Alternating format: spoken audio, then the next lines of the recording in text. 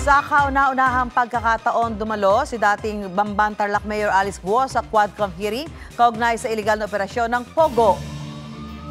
Emosyonal namang humarap sa kaparehong pagdinig si dating Iloilo City Mayor Jed Mabilog para naman sa kasong may kaugnayan sa iligal na droga. Yan ang ating dambuhalang balita ngayong gabi. Pasado alas 8 ng umaga kanina, bumiyahe mula PNP Custodial Center sa Camp Crame ang coaster bus na sinasakyan ni dismissed Bamban Tarlac Mayor Alice Guo patungong Kamara. Ito ang unang beses na dadalo siya sa pagdinig ng 4 na komite ng Kamara o ng Quadcom kaugnay ng iligal na operasyon ng Pogo. Bantay sarado ng mga pulis si Guo na nakaposas, bulletproof vest at Kevlar helmet. Hindi naman dumalo sa pagdinig ng cancellation ng kanyang birth certificate si Guo kahapon sa Tarlac Regional Trial Court Branch 111. Wala ni isa sa kampo ni Guo ang nagpunta, pero nauna na silang naghain ng entry of appearance. Sa pamamagitan ng Office of the Solicitor General, inihain ng Philippine Statistics Authority ang petisyon sa korte dahil hindi umano naaayon sa batas ang late registration ng birth certificate ni Guo. Pinagbigyan naman ng korte ang motion for extension ng kampo ni Guo para sagutin nila ang petisyon hanggang October 8. October 16 ang susunod na pagdinig. Bago ang House hearing kay Guo, unang sumalang sa pagdinig si dating Iloilo City Mayor Jed Mabilog. 2016 ang mapabilang si Mabilog sa drug watch list ni dating Pangulong Rodrigo Duterte, pero nanindigan siyang walang kinalaman dito. Mga paratang na walang basihan at kahit kailan ay hindi naman napatunayan. As a matter of fact, until today, there are no drug-related cases that have been filed, especially in the legal courts, against me and my person. Isiniwalat din niya ang naging banta sa kanyang buhay. Labag man sa kalooban, kinailangan po naming lumisan at wag na munang bumalik sa Pilipinas.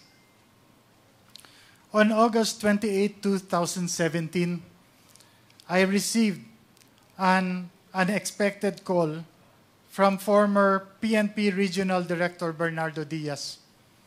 He invited me to meet with PNP Chief Ronald De La Rosa, now Senator, at Camp Crame, Quezon City, at noon the following day. At around 5 p.m., a PNP colonel called me and warned me not to go to Camp Crame because my life was in danger. At 6:32 p.m., my wife, Marivic, received a chilling text from a PNP colonel's wife.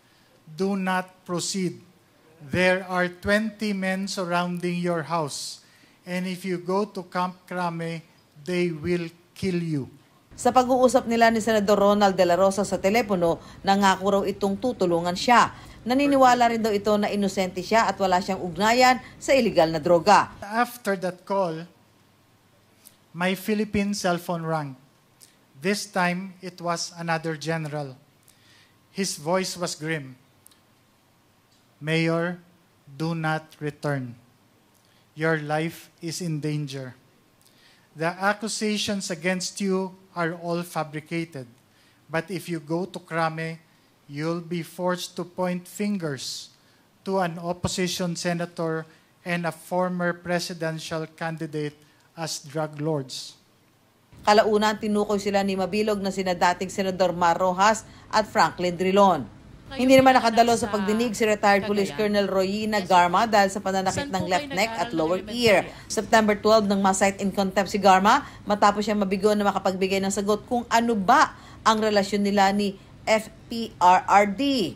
Samantala, nagpahayag naman ng kagustuhan si Davao City Representative Paulo Pulong Duterte na makadalo sa susunod na pagdinig ng Quadcom kaugnay ng issue ng drug war at illegal drug trade sa bansa.